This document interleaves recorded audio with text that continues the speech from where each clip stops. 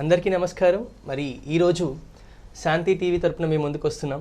శాంతి TV అంటే మీరు ఎన్నో ఛానల్స్ని చూసుంటారు. ఒక యూట్యూబ్ ఛానల్ని మొట్టమొదటిసారి మన విజయవాడలో క్షణక్షణం ప్రతిక్షణం కళాకారుల పక్షం నిలబడడానికి ఈ శాంతి టీవీ అనేది ప్రారంభించడం జరిగింది.